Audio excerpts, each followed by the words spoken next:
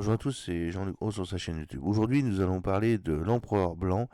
La Chine dégaine son chasseur de 6e génération. Il est l'énorme surprise de ce premier jour de Shanghai Air Show 2024. Le groupe industriel chinois Avic a présenté le mock-up de son avion de combat de 6e génération appelé Baidai ou en français l'empereur blanc.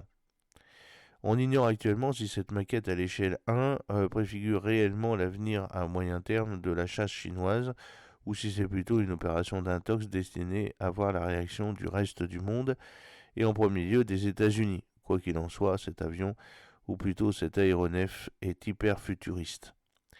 Au moment où l'Amérique galère à mettre en place ses programmes de chasseurs post-5e génération, et alors que les GCAP et SCAF européens n'en sont encore qu'au balbutiement, la Chine compte marquer des points autour de ce concept très nébuleux qu'est la 6e génération d'avions de combat.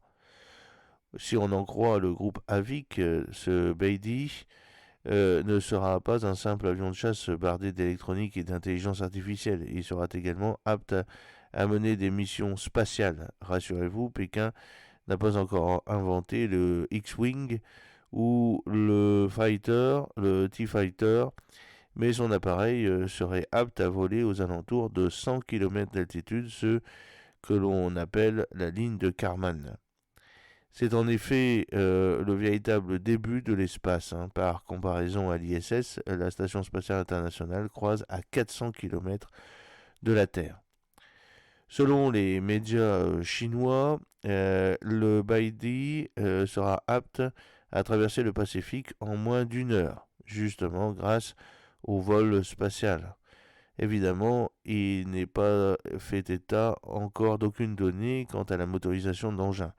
Pulsoréacteur, statoréacteur, rien n'est encore dévoilé à ce niveau. Une chose est sûre, c'est que la Chine compte bien ridiculiser toute la concurrence internationale avec la donnée spatiale de son chasseur de 6e génération.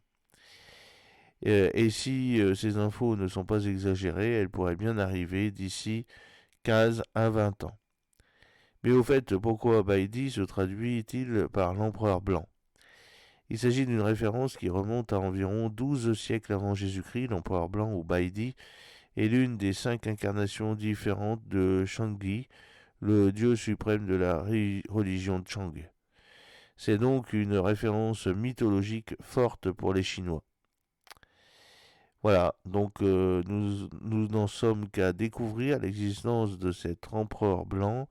Il est trop tôt pour tirer des plans sur la comète le concernant, ce qui est paradoxal quand on parle d'un chasseur aux capacités spatiales.